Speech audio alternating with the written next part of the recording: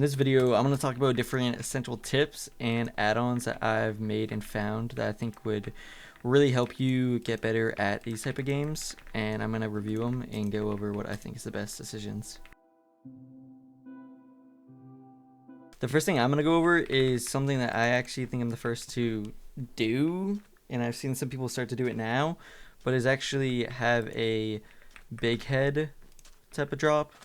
It's actually really useful, especially when it's becoming endgame and every heads are dropping left and right, but no one knows where they're at. If you have this texture pack on, you'll clearly have a big advantage compared to a regular player. The next texture pack I want to show, it's a bit overkill, but it does give you an advantage, but it is an obvious chest texture pack. These texture packs can actually pretty help you, especially for hidden ones such as this one over here. Typical player won't really see it considering the hologram is hidden, but this texture pack really makes these chests and everything stick out, and it really just helps you overall. This one's a bit overkill, but if you're really trying to win, I recommend this one. This next essential is actually a mod. I don't really have a name for it, but I'm just going to call it Obvious Heads. But basically, it's a mod that my best friend Claude made for me, and it just lets you know where your head is kind of in it. So if you have a ton of loot in endgame, you have all this loot here, you don't oh, there's so much loot, but you always drop the head. This makes it glow, so it's kind of obvious not to drop, and when you're picking up heads, it's pretty just obvious where it's at. Honestly, it's kind of really it. But this one helps a ton, especially in the end game when everyone's fighting the storm and everyone just needs heads. The next thing we'll talk about is different routes at the start of the game. Many people think they'll just ran randomly and not know where loot is, and just to risk I don't really know, just free ball it, honestly. But when playing, I think this is personally the best route. Is you land at this train thing, and you collect this chest. Is 1, 2, 3. I missed another chest over there. So 4, 5, 6, 7, 8, 9, 10,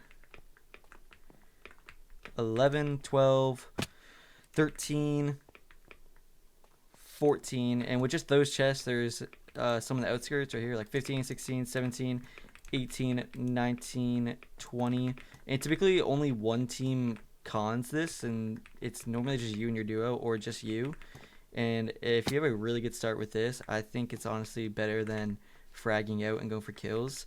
And if it is there's a ton of people go there, you can rotate all the way here, and on the way here you see, I don't even know, 8 chests. But I personally go from there to here. Typically there's a chest here, here, and then I loot this one, go up here, another chest here, here, here, here, and then here, here, and here. And that's not even it. If you head inside of this building right here, there's actually a chest here, here, here, here, and here. These chests are always spawn guaranteed. If you don't have enough loot by then, I really don't have to tell you. I mean, this whole place technically is always has a ton of people, but there's a lot of secret chests that you can find in things such as these trains. Normally, no one ever gets this chest over here. This one never ever gets looted, or this one. And that same goes for this train over here.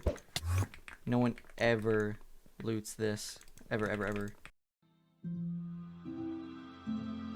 Another good route that I found is actually, I honestly don't know what this place is called, but I'll put a picture of the map and circle it.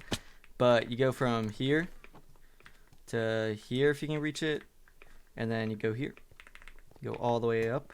On the way there, you grab this chest, this chest, this one, then you go here, through here. You mine, grab this chest, and then on the way, you mine here, grab this chest, go here, grab this chest, and then honestly you can mine into it, and then when you're here, go up, this chest, this chest, and then you rotate to this one, which is this chest, and this chest. And if you don't really have loot from there, you can always just go in the Outlands. Once you feel like there's so many people here, you just rotate, go here. So typically like a chest or two there, some just all along the outskirts. Those were just 2 different routes that I know of personally, but I don't really know. There's probably a ton more doing it, but another underrated strategy is to actually explore the outskirts of the map instead of going to like the main POIs, such as like this one, that one, that one, that one, that one, is actually going for these type of chests. It seems a little stupid, but honestly, a ton of people walk by them thinking they're already looted, and when they're really not. And some of these like land areas have more chests than POIs do. Like this one has 1, 2, 3, 4, 5, 6, 7, 8, 9, 10, 11, 12, 13. I don't know if I can remember that one. 14, and then 15, 16. 16 chests, 17 actually. 17 chests just in this little area that you can loot. But yeah, if you think that place is too occupied and there might be too many people like coming through and everything, and you think it's too much PvP, an area I like is actually right over here. This area I think is really underrated, especially after leaving tricky tracks. If you leave, there's a chest here, here, here, there, there's 2 chests there, then another one there, and one over there, over there, over there, over there. And if you don't want to go to the right side, you can go left. I think the left side's more weak than the right side from this, but there's another chest there. Should be 2 here, here, here. There's a couple more over there, but honestly I just think that the whole outskirts of the map, the whole circle and inside of the empty space, has more loot than some of the POIs do, considering how like competitive they are and just how many people like to land everywhere. Those are just some of the things that I learned from playing these. I think I've played almost all the games, and I actually am pretty high up in the leaderboards, but don't take all my strategies for granted. They don't always all work every game, considering people land different places every time. But I just recommend you following like a pattern or anything that kind of suits you, and you can also just learn different chest routes and everything just by playing. It's kind of how I learned mine.